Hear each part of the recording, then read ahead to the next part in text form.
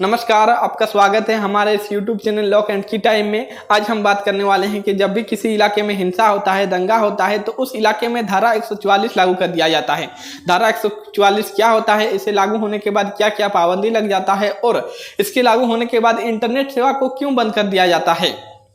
धारा 144 कर्फ्यू से अलग किस प्रकार है, आइए इन सब सवालों के जवाब के बारे में बात करेंगे। धारा 144 कोड ऑफ क्रिमिनल प्रोसीजर यानी CRP की एक धारा है। यह धारा जिस इलाके में लागू होता है वहां पर कई प्रकार की पाबंदी लग जाता है। वहां पर लोग धरना प्रदर्शन नहीं कर सकते हैं, विरोध प्रदर्शन नहीं कर सकते हैं, मार्च नहीं निकाल सकते हैं। इसके अलावा हथियार ले जाने के लेकर पाबंदी लगा दिया जाता है। धारा 144 उस इलाके में लागू किया जाता है जहां पर हिंसा होने की संभावना रहता है, कानून व्यवस्था बिगड़ने की संभावना रहता है। वहां पर लोगों की सुरक्षा के लिए धारा 144 लागू कर दिया जाता है। धारा 144 लागू होने के बाद इंटरनेट सेवा को बंद कर दिया जाता है। यह भारतीय टेलीग्राम एक्ट के तहत बंद किया जाता है। यह नियम 2017 में लागू हुआ था। इंटरनेट सेवा बंद करने का पीछे का कारण है कि हिंसा के दौरान अफवाह फैलने का चांस बहुत अधिक रहता है, इसलिए लोगों की सुरक्षा के लिए इंटरनेट सेवा को बंद कर दिया जाता है। तो अब बात करेंगे कि कर्फ्यू क्या है। कर्फ्यू धारा 144 से अलग किस प्रकार है।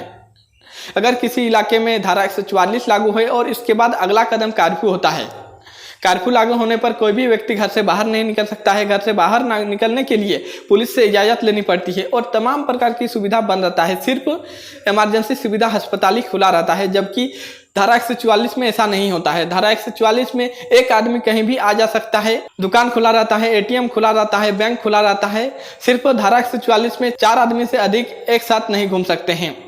इस प्रकार धारा 144 और कर्फ्यू एक दूसरे से अलग है।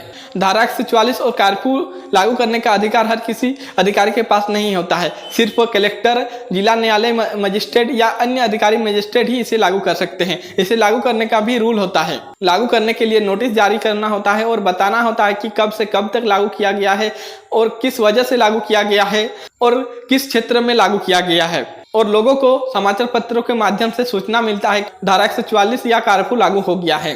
अगर कोई व्यक्ति धारा 144 और कर्फ्यू के नियम का उल्लंघन करता है तो उसे धारा 107 और 151 के तहत कानूनी कार्रवाई किया जा सकता है और अधिकतम 3 साल तक की जेल हो सकता है और 50,000 तक का जुर्माना लगाया जा सकता है।